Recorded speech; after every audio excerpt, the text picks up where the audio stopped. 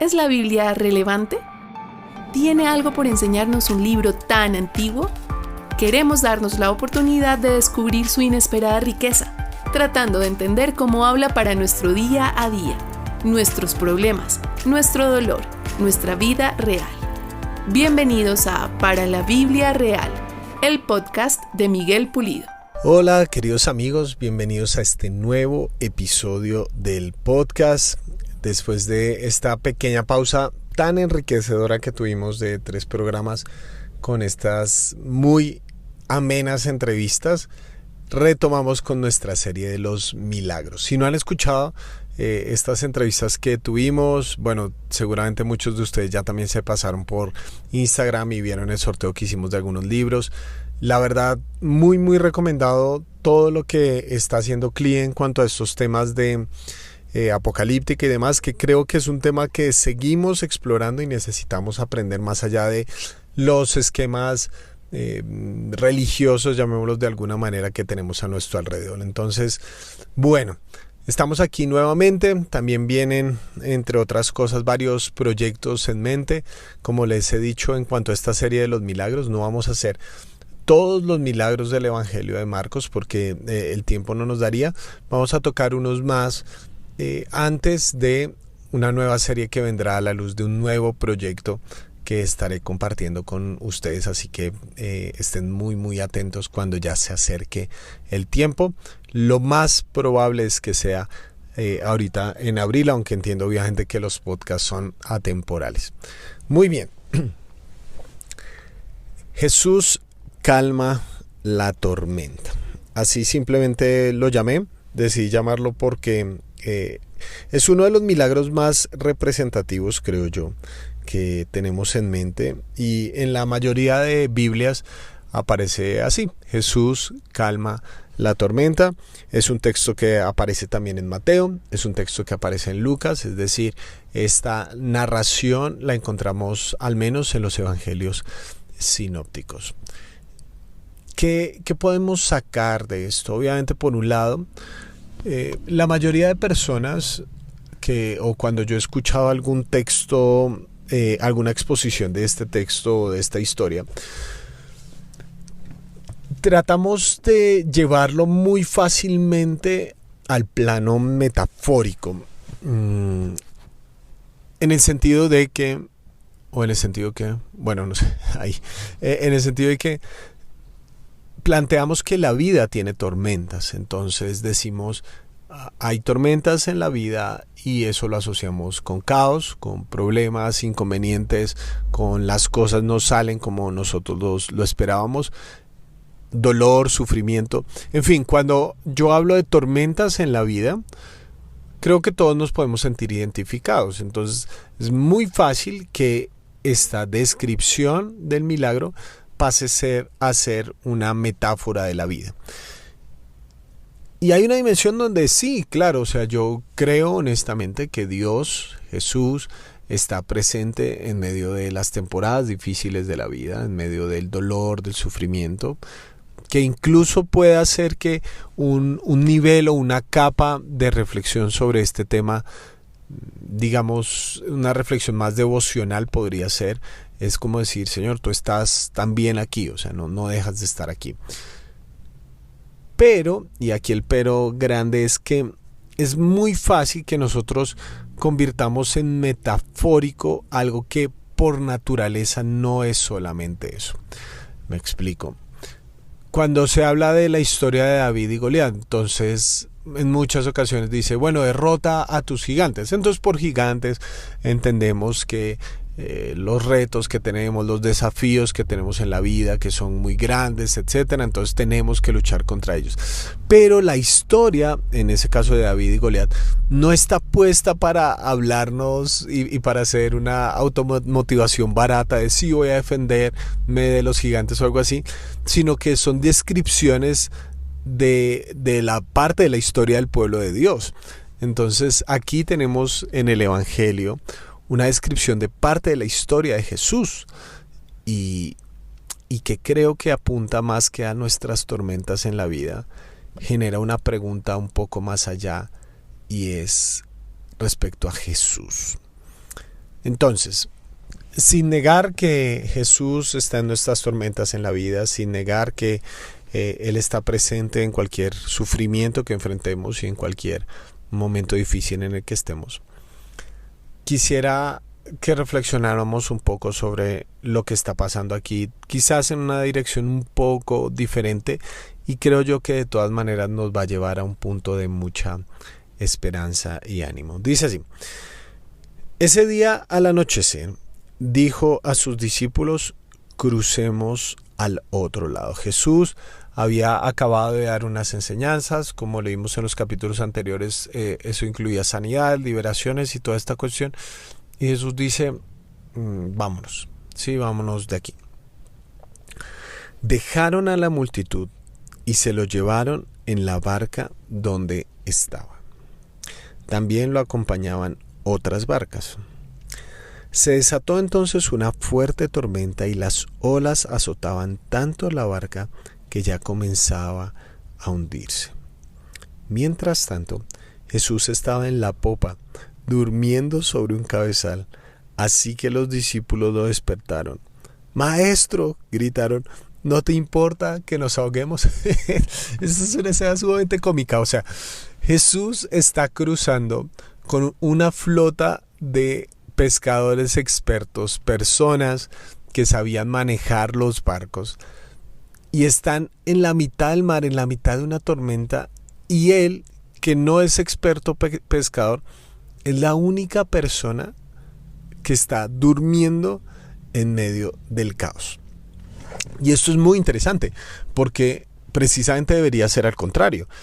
Es como si tú fueras en un avión y, no sé, te diriges a cualquier destino, estás viajando de noche y hay una gran turbulencia, pero aún así, porque estás muy cansado, porque eres muy tranquilo, por la razón que sea, estás dormido en medio de una turbulencia.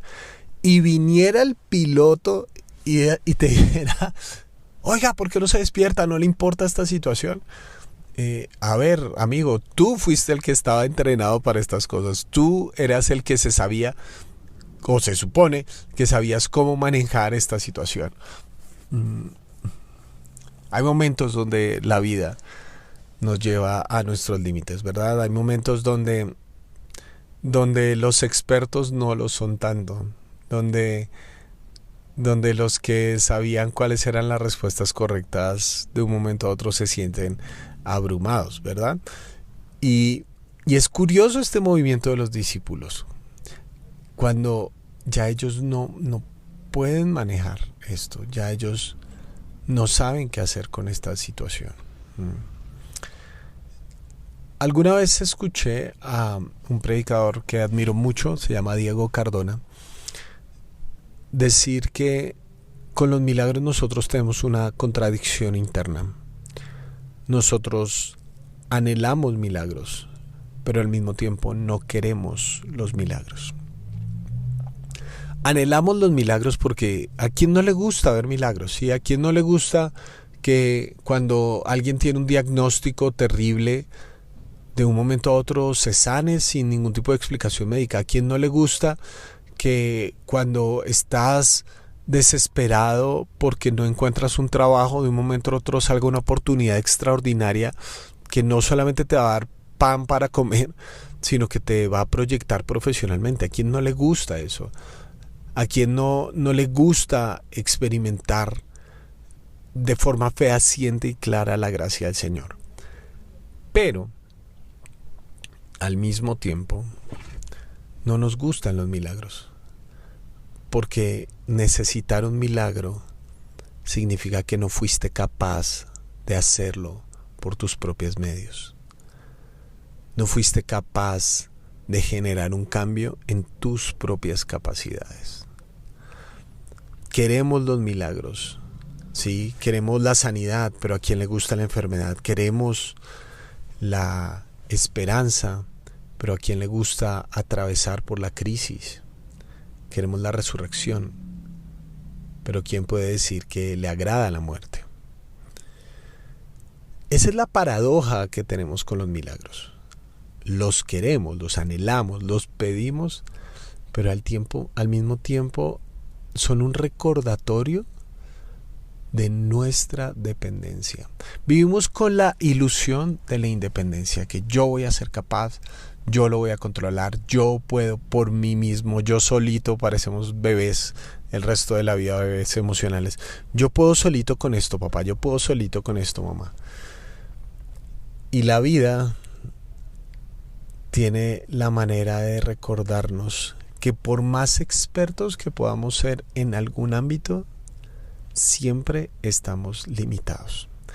Estos son pescadores expertos que terminan arrojándose a los pies de un carpintero pidiendo ayuda. Como, hey, no te preocupa que perecemos. Hey, ustedes son los pescadores expertos, ahora me están pidiendo ayuda a mí. Me llama mucho la atención eso. Si deseas conocer más el trabajo de Miguel, puedes ingresar a www.pulidomiguel.co o buscarlo en todas las redes sociales como Pulido Miguel 1. También puedes apoyarlo al hacerte parte de la comunidad de www.patreon.com/pulidomiguel. Ahora sigamos con el cierre de este episodio. Vemos a Jesús teniendo una reacción muy particular después de que los discípulos, estos pescadores expertos, hacen semejante escándalo. Dice el versículo 39 de Marcos 4. Él se levantó y reprendió al viento y ordenó al mar: silencio, cálmate. El viento se calmó y todo quedó completamente tranquilo. ¿Por qué tienen tanto miedo?, dijo a sus discípulos. ¿Todavía no tienen fe? Ellos estaban espantados y se decían unos a otros: ¿quién es este que hasta el viento y el mar le obedecen? Dos observaciones para ir concluyendo. La primera es que la reacción de Jesús frente a este hecho es una reacción que nos conecta con el libro de Génesis prácticamente, porque es una persona que en medio del caos, de la tormenta, y Génesis tiene este elemento donde se dice que el Dios o el Espíritu de Dios se movía sobre la faz de las aguas. El concepto de aguas está muy ligado dentro de la mentalidad judía con caos, en unas ocasiones incluso con la muerte. Por eso se dice en Apocalipsis que ya en la nueva creación no habrá mar. Entonces está muy asociado con ese concepto de caos, y la reacción de Jesús es que solo con sus palabras el mar se calma, casi como si fuera su mascota, como si le sirviera. Eso es un elemento muy importante dentro de esta narración, porque no es como un acto taumatúrgico de mago, no es un acto así como que alguien acude a otro poder externo a sí mismo, sino que simplemente con su palabra, su autoridad es suficiente para calmar esto. Eso es muy impresionante, ¿no? Eso es sumamente impresionante. Y quiero que noten que esta situación de Jesús, o esta reacción de Jesús, este acto milagroso de Jesús de calmar la tormenta, genera dos reacciones en los discípulos. Y esas son precisamente las dos observaciones que quiero hacer. En primer lugar, genera una pregunta. Y la pregunta es: ¿quién es este? ¿Quién es este? Es una pregunta fundamental, porque es una pregunta fundamental a lo largo de todo el Evangelio de Marcos. Es la pregunta de ¿quién es? ¿Quién es este? ¿Sí? ¿Le obedece el viento? ¿Le obedece las olas, el mar, las tormentas? ¿Quién es este que saca y expulsa demonios y hace milagros y sanidades, pero al mismo tiempo venía dormido dentro de esta barca? Porque en el Antiguo Testamento encontramos un salmo que dice: no se duerme el que te cuida. Entonces, ¿cómo se para frente a todo esto, este caos, este agua, y con su sola palabra, el que antes estaba dormido ahora calma todo, como si fuera el creador de todo lo que existe. ¿Quién es este? Esa es una pregunta esencial, creo yo, cuando hablamos de los milagros. Porque por lo general los milagros o experimentar milagros nos conducen a la pregunta de ¿cómo lo hizo?, por ejemplo. O también nos dirigen a la pregunta de ¿qué tengo que hacer ahora? O ¿qué viene ahora después de esto? Pero la pregunta nos debería dirigir a Jesús. Es muy fácil que las primeras preguntas en cuanto a los milagros y nuestro primer deseo en cuanto a los milagros sean los milagros mismos. Sin embargo, el epicentro de experimentar cualquier milagro debería ser dirigir nuestra mirada a Jesús. Por lo menos empezar con la pregunta: ¿quién es Él? ¿Sí? ¿Quién es este que tiene esas capacidades tan sorprendentes, sobrenaturales de hacer esto? Entonces, en primera instancia, genera una pregunta por la identidad de Jesús, y es lo que creo que apuntan los milagros, hacernos cuestionar quién es Jesús, ¿sí? Cuestionar en el buen sentido de la palabra, no dudar de, sino que Jesús se nos convierte en la pregunta: ¿quién es Él? ¿Cómo funciona, no? ¿Cómo es Él? Y en segundo lugar, quiero que noten algo. Estos discípulos tenían temor y pánico por la situación que estaban pasando. Y Jesús le dice: ¿no tienen fe? ¿Sí? ¿No tienen fe?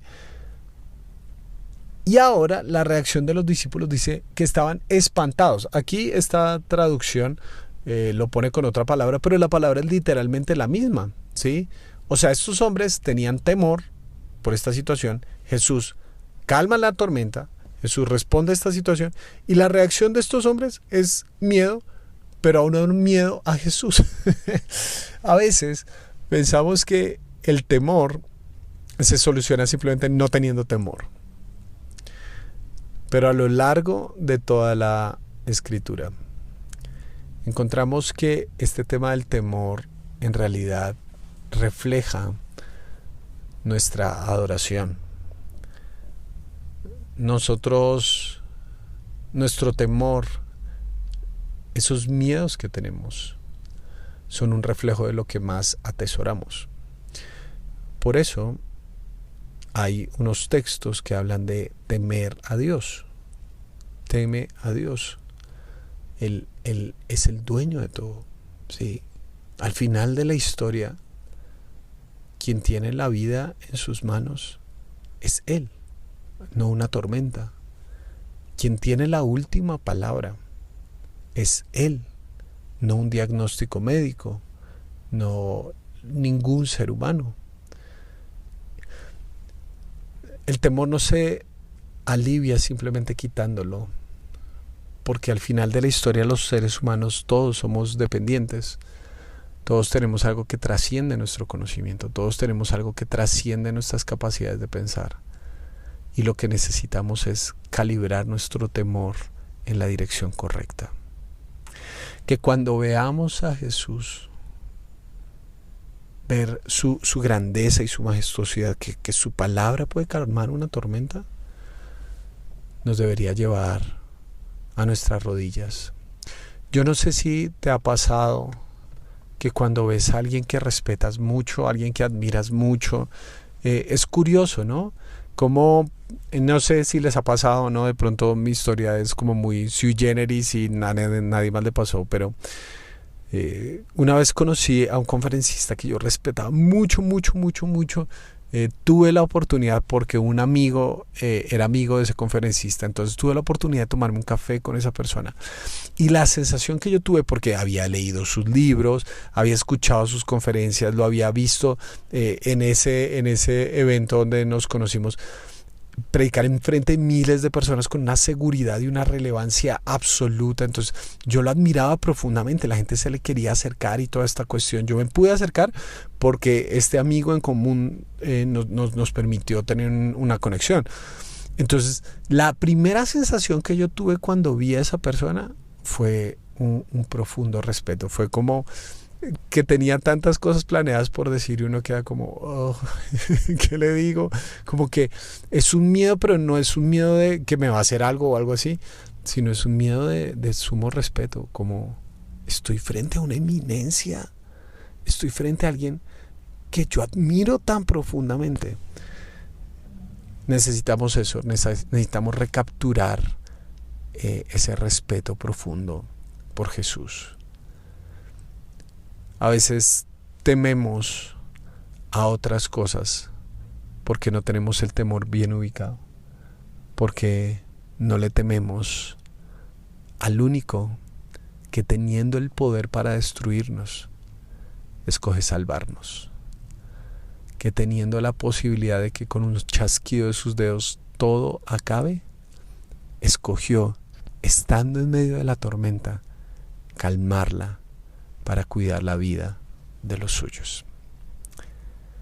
Nos escuchamos en el próximo episodio y, como siempre, un gran abrazo. Gracias por escuchar este episodio para la Biblia Real. Te invitamos a que te suscribas, hagas tu reseña y compartas este material con otras personas que les pueda ser útil. Nos escuchamos en la próxima entrega.